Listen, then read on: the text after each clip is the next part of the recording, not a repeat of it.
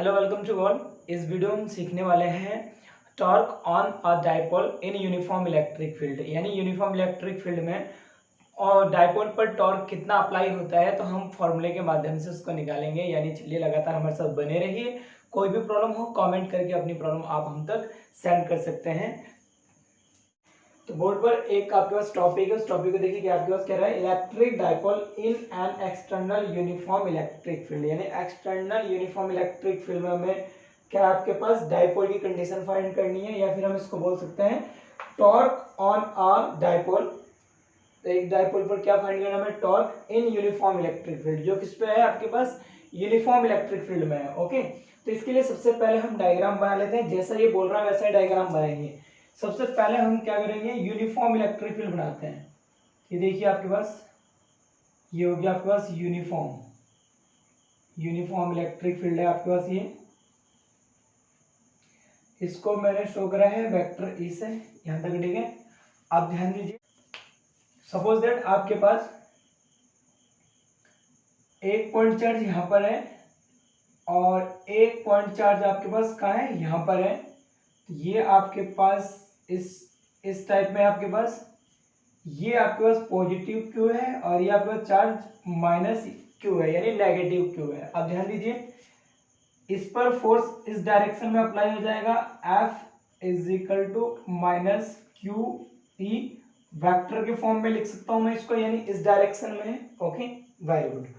Similarly यहां पर भी एक कंडीशन अप्लाई होगा कि एक टॉर्क इस डायरेक्शन में, यानी सिमिलरली यहां पर भी एक कंडीशन अप्लाई होगा कि एक फोर्स इस डायरेक्शन में होगा। F इज इक्वल टू मैं लिख सकता हूँ प्लस का क्यू ई, यानी प्लस चार्ज के कारण लग रहा है। तो ये इसको मैंने वेक्टर फॉर्म में लिख दिया, यहाँ तक ठीक है। अब देखिए इसको मैं अगर मैं नीचे करता हूँ तो ये एक ट्रायंगल बना रहा है यहाँ पर। इसको मैं एंगल थीटा शो कर सकता हूँ, तो इस वाले को मैं थीटा कह सकता हूँ। दिस वन से ए, दिस वन से बी एंड दिस वन से सी। तो ये हो गया आपके पास एक यूनिफॉर्म इलेक्ट्रिक फील्ड है। उस पर आपको देखिए चार्ज रखे हुए हैं यहाँ पर, किसी एक एंगल पे इंक्लाइंड है वो चार्ज, पॉजिटिव और negative. This one A positive and B negative charge, ये दो पॉइंट चार्जेस हैं आपके पास। और इनके बीच में डिस्टेंस आपको पता ही है, डाइपोल की कंडीशन है, तो डिस्टेंस इनके बीच की क्या होगी बता सकते हैं आप। वेरी गुड, क्या होगी आपके पास 2l। तो डिस्टेंस आपके पास क्या होगी इसकी 2l होगी। ओके, फोर्स आपको पता लगे, ये फोर्स इस साइड है और ये फोर्स इस साइड है। ओके, इसको डिराइव करने से पहले यानी मैं क्या कर रहा हूं, अब कंसीडर लाइन लिखता हूं। कंसीडर लाइन इसको देख करके लिख सकते हैं हम, बहुत ही सिंपल है आपके पास। कंसीडर लाइन में यहाँ लिख देता हूं, फिर मैं आपको समझाता हूं। ओके, तो देखिए सबसे पहले मैं इसका कंसीडरेशन लाइन आपको बता दूं कि कैसे लिखते हैं। इस डायग्राम को देख करके मैंने लिख दिया यहाँ पर। देखिए क्या कह रहा है, कंसिडर एन इलेक्ट्रिक डाइपोल। ये इलेक्ट्रिक डाइपोल है ना, इलेक्ट्रिक डाइपोल आपको पता ही है कि दो पोल हो और उनके बीच में कुछ सेपरेशन डिस्टेंस हो, जिसको बोलते हैं 2l। ओके, इन यूनिफॉर्म इलेक्ट्रिक फील्ड ए, यूनिफॉर्म इलेक्ट्रिक फील्ड आपको पता ही है कि क्या है, यूनिफॉर्म इलेक्ट्रिक फील्ड है। Such that the dipole moment vector p, यानी p है आपके पास dipole moment p of the electric dipole make an angle theta. जो इलेक्ट्रिक डाइपोल है वो देखिए क्या बना रहा है यहाँ पर, एक एंगल थीटा बना रहा है। ये रहा थीटा आपके पास, theta with the electric field E as shown. और इलेक्ट्रिक किसके साथ बना रहा है ये थीटा, यानी इलेक्ट्रिक फील्ड E के साथ एंगल बना रहा है थीटा। ओके, अब यहाँ पर देखिए आपके पास, यहाँ तक क्लियर हो गया कि आपके पास कोई इलेक्ट्रिक डाइपोल है, वो यूनिफॉर्म इलेक्ट्रिक फील्ड में रखा हुआ है और वो इस हिसाब से रखा हुआ है कि वो इलेक्ट्रिक फील्ड के साथ क्या बना रहा है, एंगल थीटा बना रहा है। ओके, यहाँ तक क्लियर हो गया। अब थोड़ा सा आगे चलते हैं। तो यहाँ पर देखिए आपके पास दो चार्ज हैं, एक पॉजिटिव क्यू है एक नेगेटिव क्यू है। तो दो चार्जेस हैं और दोनों चार्जेस पे equal and opposite force apply हो रहे हैं। तो मुझे यहाँ पर नेट फोर्स निकालना है। तो नेट फोर्स कैसे निकालूंगा, तो यहाँ पर देखिए मैं लिख रहा हूँ, because charge positive Q and negative Q both are experience equal and opposite force equal and opposite force, that is vector F is equal to positive QE इस डायरेक्शन में देखिए, and vector F is equal to आपके पास क्या है minus Q E. Okay, दोनों equal and opposite है। Okay, इसको मैं बोल सकता हूँ F1 और ये हो गया आपके पास F2। इसको मैं ऐसे भी कह सकता हूँ आपको समझने के लिए और इजी रहेगा। ये F1 कह दूं और इसको मैं क्या कह देता हूँ F2 कह देता हूँ, बिकॉज वेक्टर F1 और F2 दोनों इक्वल हैं बट डायरेक्शन में क्या है अपोजिट है। ओके, अब यहां तक हो गया। Therefore net force acting in uniform electric field.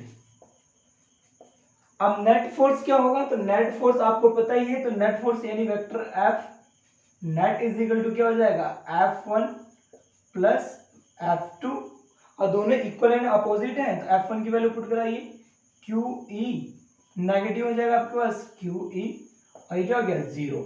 यानी यूनिफॉर्म इलेक्ट्रिक फील्ड में आपके पास अगर दो फोर्सेस इक्वल एंड अपोजिट हो तो इनका जो नेट फोर्स होगा वो क्या हो जाएगा आपके पास 0 हो जाएगा। बस इसका ध्यान रखिएगा। दोनों फोर्सेस है इक्वल है बट अपोजिट इन डायरेक्शन है। ये F1 कह दिया मैंने समझाने के लिए और इसको मैंने F2 कह दिया है। दोनों क्या है इक्वल एंड अपोजिट है, मैंने यहाँ पर लिख दिया है इक्वल एंड अपोजिट। यहाँ तक क्लियर हो गया। अब चलिए जरा अब थोड़ा सा आगे चलते हैं। ये हो गया एफ नेट की वैल्यू। तो नेट फोर्स इस पर पहली कंडीशन क्या होती है, net force uniform electric field में आपके पास अगर कोई इलेक्ट्रिक डायपोल रखा हुआ है तो उस पर नेट फोर्स कितना अप्लाई होता है 0। ओके, यहाँ तक समझ में आ चुका है। अब थोड़ा सा आगे चलते हैं। यहाँ पर अगर मैं एक लाइन मेंशन कर सकता हूँ तो कर दूंगा। अब आपके पास क्या है, इसको सॉल्व कर देता हूँ। इसके नीचे आप यहाँ पर एक लाइन मेंशन कर लीजिएगा। इस लाइन को मैं इस हिसाब से लिख रहा हूं 10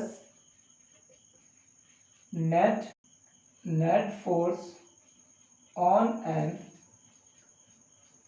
electric dipole in a uniform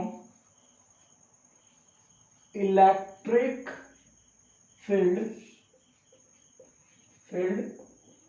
is always 0। Okay, यानी नेट फोर्स क्या होता है 0। इसके आगे आप ये लाइन मेंशन कर सकते हैं। यानी आपने ये जो आपके पास कैलकुलेशन आई है आपके पास, आपने इसको एक थ्योरी के माध्यम से समझा दिया ओके एग्जामिनर को। अब चलिए थोड़ा सा आगे चलते हैं। हमें क्या निकालना है, टॉर्क निकालना है। तो टॉर्क के लिए मेहनत करते हैं। मैं इसको सब कर देता हूं। यहाँ से अपने नोट्स प्रॉपर बनाते रहिएगा। कोई प्रॉब्लम हो तो कमेंट करके आप अपनी प्रॉब्लम हम तक सेंड कर सकते हैं। चैनल को सब्सक्राइब इसलिए कर लीजिएगा जिससे कि आप सभी को हर एक लेक्चर की अपडेट आपको मिलती रहे, कोई भी लेक्चर आपसे मिस ना हो। अब देखिए इसके आगे मुझे क्या निकालना है, टॉर्क। अकॉर्डिंग टू क्वेश्चन आपको यहाँ पर क्या फाइंड करना है, एक्टिंग टॉर्क। क्या निकालना है, acting torque on the dipole. हमें एक्टिंग टॉर्क निकालना है तो इसका फॉर्मूला, टॉर्क को हम डिनोट करते हैं टाउ से। इसका जो फॉर्मूला होता है वो क्या होता है आपके पास, फोर्स इनटू परपेंडिकुलर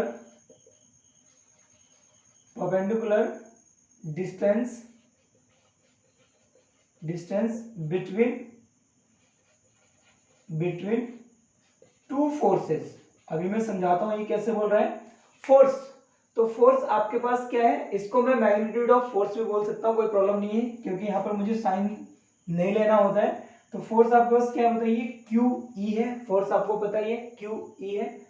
इक्वल और फिर कह रहा है इनटू परपेंडिकुलर डिस्टेंस। तो परपेंडिकुलर डिस्टेंस यानी मुझको चाहिए कौन सा डिस्टेंस चाहिए, ये डिस्टेंस चाहिए ए सी। क्या चाहिए, into A C. Tau is equal to, अब पहले मुझे निकालना है ए सी की वैल्यू निकालनी है। तो ए सी की वैल्यू मैं अब कैसे निकालूं, ओके। तो ए सी की मुझे वैल्यू निकालनी है। तो ए सी की वैल्यू निकालने के लिए मैं क्या कर रहा हूं, ध्यान दीजिए। इन ट्राइंगल ए बी सी ले लेता हूं। In triangle A B C sine theta is equal to, 10th class में आपने साइन थीटा का फॉर्मूला पढ़ा था, क्या होता है बताइए, परपेंडिकुलर अपॉन हाइपोटेनस। तो परपेंडिकुलर कितना है बताइए, ए सी। परपेंडिकुलर कितना बताइए, ए सी अपॉन हाइपोटेनस कितना है बी ए, यानी ए बी बोल सकता हूँ मैं इसको।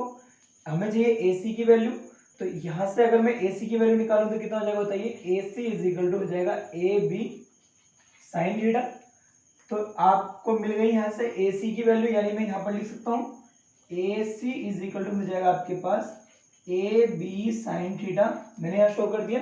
अब ए बी की वैल्यू कितनी है बताइए, ए बी है आपके पास 2l, हो जाएगा A C is equal to 2l sine theta. इसको कह देते हैं हम इक्वेशन फर्स्ट और इसको कह देते हैं हम इक्वेशन सेकेंड। अब इस वैल्यू को यहाँ पर पुट करा दीजिए। ये समझ में आया आपको कैसे निकाला मैंने, ये तो आ गया है समझ में, और ये मैंने इसको ही यहाँ पर लिख दिया है। ओके, तो ये आपका यहाँ तक क्लियर हो चुका है। अब थोड़ा सा आगे चलते हैं, इसको क्या कराते हैं, इसकी वैल्यू यहाँ पर पुट करा देते हैं। Putting A C is equal to 2l sine theta, 2l sine theta in equation first. अब इस वैल्यू को यहाँ पर पुट कराइए तो क्या हो जाएगा, आप बस बताइए।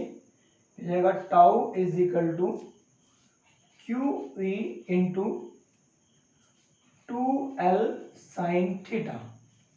ओके, आप ध्यान दीजिए आगे थोड़ा सा, tau is equal to Q into 2l को मैंने एक साथ लिख दिया है और ई साइन थीटा को मैंने लिख दिया है अलग। यहाँ तक ठीक है। अब आपको पता है Q इंटू 2l क्या बना रहा है, इलेक्ट्रिक डाइपोल बना रहा है, यानी Q इंटू 2l क्या होता है आपके पास, इलेक्ट्रिक डाइपोल। इसको मैं शो कर सकता हूँ किससे, P से। ठीक है, tau is equal to P E sine theta.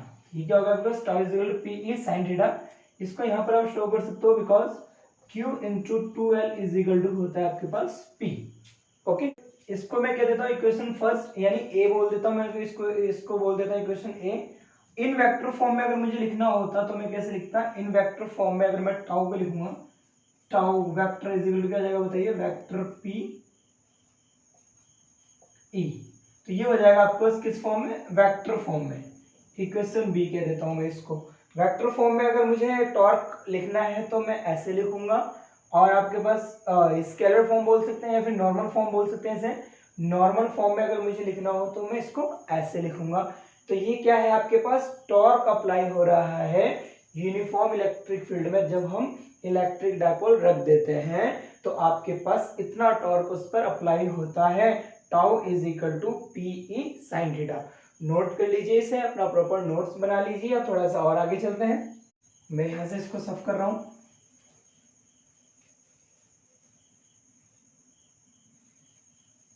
ये देखिए मैंने कर दिया यहाँ से पूरा साफ। इसको भी कर देता हूँ, यस ये हो गया। इसको मैं रहने देता हूँ क्योंकि मुझे अब इसकी ज़रूरत है, इससे मैं यहीं पर रहने देता हूँ। अब मैं इसको देख करके कंडीशन अप्लाई करा रहा हूँ। नोट देख लीजिए, यहाँ पर नोट पॉइंट शो कर रहा हूँ।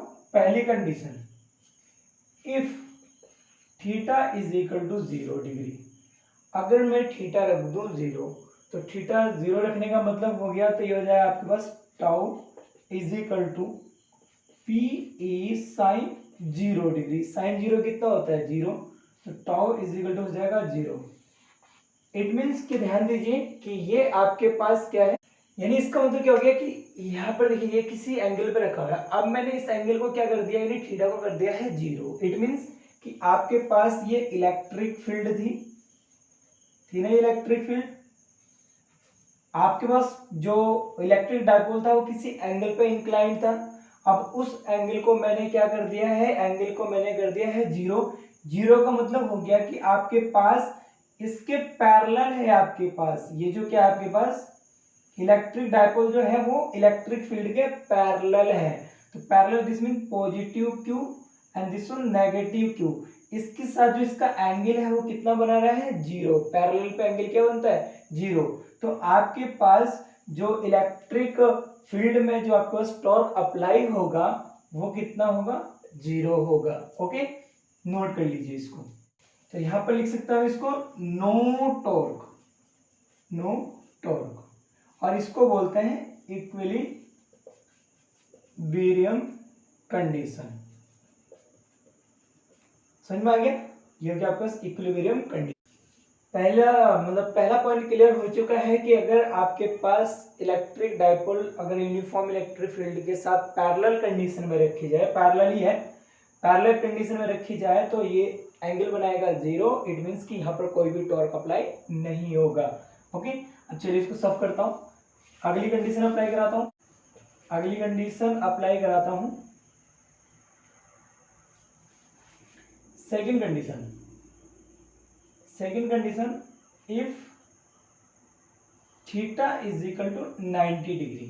अब थीटा 90 डिग्री है तो 90 डिग्री कब होगा तो बताइए, ध्यान दीजिए। आपके पास ये क्या है, यूनिफॉर्म इलेक्ट्रिक फील्ड है, ये आपके पास यूनिफॉर्म इलेक्ट्रिक फील्ड,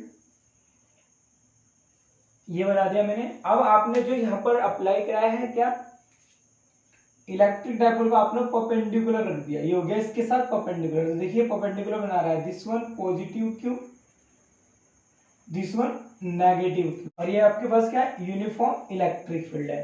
तो इस कंडीशन में आपके पास जो टॉर्क होगा वो क्या होगा आपके पास बताइए, पी ई साइन थीटा होता है, तो मैं इसको लिख सकता हूँ tau is equal to P E sine 90 degree. Okay, अब ये क्या हो जाएगा, टॉ इज इक्वल हो जाएगा पी ई।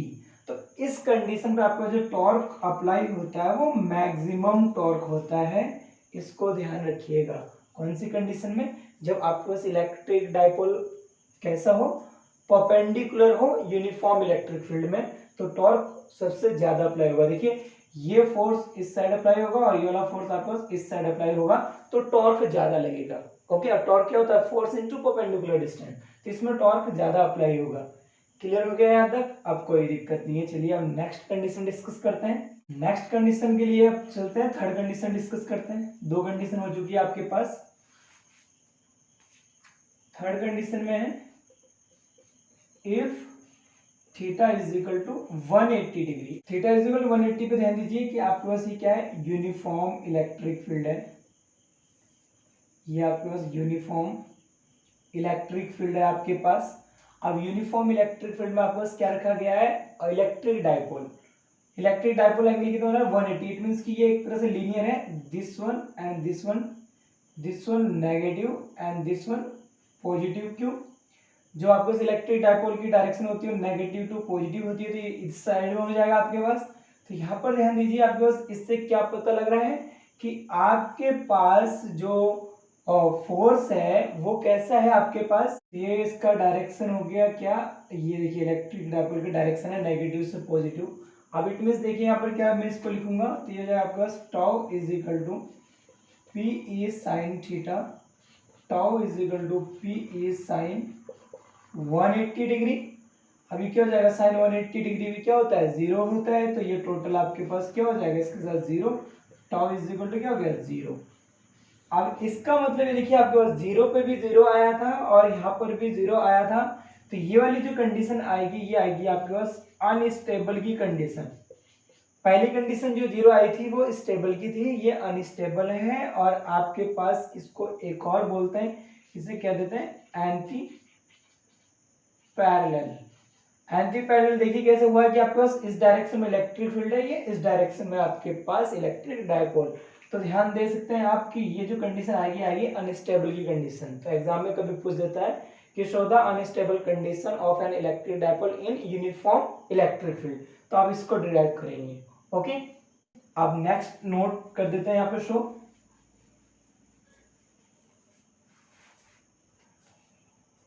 ये आपके पास एक नोट और मैं शो कर देता हूँ, इसी में इसको बोल देता हूँ फोर्थ कर देता हूँ। चलिए एसआई यूनिट लिख देता हूँ, एसआई यूनिट। तो एसआई यूनिट जो इसकी होती है आपके पास टॉर्क की फोर्स इनटू परपेंडिकुलर डिस्टेंस होता है, तो it means newton into metre होगा, बहुत ही सिंपल है। ओके, ऐसा यूनिट समझ गए। अब देखिए टॉ इज इक्वल टू आपने अभी पढ़ा पी इज साइन थीटा। अब यहाँ से मेरे को डेफिनेशन निकालनी है, तो मैं क्या कर रहा हूँ, देखिए इलेक्ट्रिक फील्ड को मैंने 1 ले लिया और थीटा को ले लिया मैंने 90 डिग्री। ओके, तो आपके पास जो टॉ हो जाएगा वो क्या हो जाएगा, पी के इक्वल हो जाएगा, यानी इलेक्ट्रिक डाइपोल के इक्वल हो जाएगा। ओके, और ये मैक्सिमम कंडीशन हो जाएगी आपके पास टॉर्क मैक्सिमम की, क्योंकि 90 डिग्री आपके पास। ओके, तो आपने ये कंडीशन अभी अप्लाई कराया था, यानी ये कंडीशन आपने निकाला है कि टॉर्क मैक्सिमम कब होगा, जब आपके पास एंगल थीटा हो जाएगा। और यहाँ पे इलेक्ट्रिक फील्ड आपने यूनिफॉर्म ले लिया, यानी इलेक्ट्रिक फील्ड की वैल्यू 1 ले लिया आपने। तो torque maximum is equal to किसके हो जाएगा, इलेक्ट्रिक डायपोल के हो जाएगा। तो इसके लिए एक डेफिनेशन निकल के आती है, hence dipole moment is numerically equal to the torque acting on the electric dipole, यानी इलेक्ट्रिक डायपोल पर जो टॉर्क अप्लाई हो रहा है वो इक्वल हो जाता है if it is placed at right angle.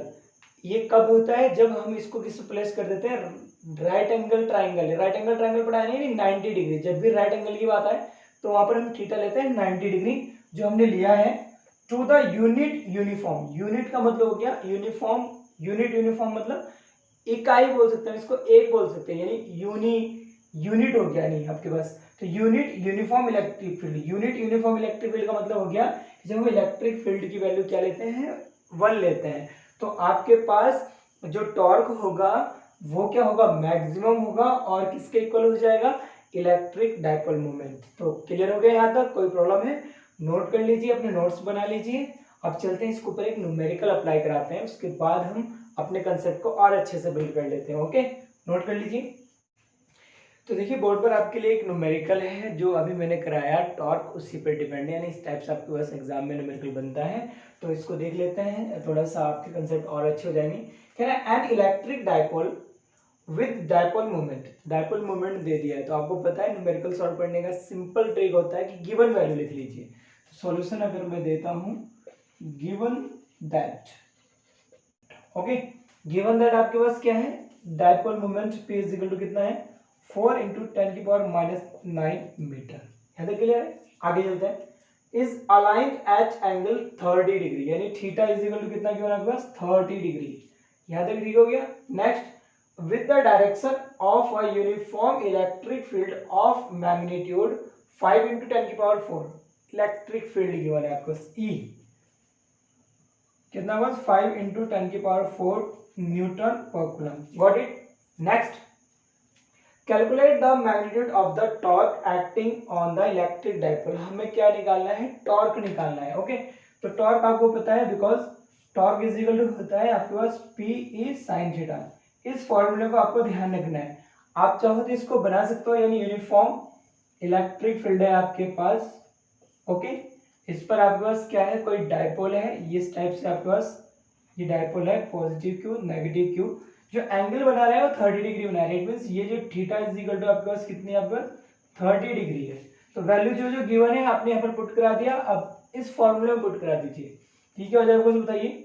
Tau is equal to P, what is P, 4 into 10 की power -9 into P E 5 into 10 की power 4। Got it. Sine theta, it mean sine 30 degree. What is the value of sine 30 degree, 5 4 जा 20 into 10 की power -9 plus 4 -5। Got it. Into what is the value of sine 30, 1/2, cancelated by 20, cancelated by 2, 10. Okay, so tau is equal to 10 की power -5 into 10 की power -4 newton into मीटर। This is your final answer. Okay, ये क्या आपके पास final answer आ गया है। तो आप कर सकते हैं, हम जो भी टॉर्क के बेस पर न्यूमेरिकल्स आएंगे तो आपको पता होनी चाहिए, तो आपको पता होनी चाहिए कि आपके पास वैल्यू कौन कौन सी गिवन है और हमारे पास फॉर्मूला कौन सा अप्लाई होगा। बस फॉर्मूले में आपको क्या करना है, वैल्यू पुट करानी है और इसको सॉल्व करना है। Okay, thank you so much for watching this video. अगर आपको कोई भी प्रॉब्लम हो इस वीडियो से लेकर के, या फिर कोई आपके अलग से कोई प्रॉब्लम हो, तो कमेंट करके आप अपनी प्रॉब्लम हम तक सेंड कर सकते हैं। लगातार हमारे साथ बने रहिए और चैनल को सब्सक्राइब इसलिए कर लीजिएगा जिससे कि आप सभी को प्रॉपर लेक्चर की नोटिफिकेशन मिलती रहे। Thank you so much.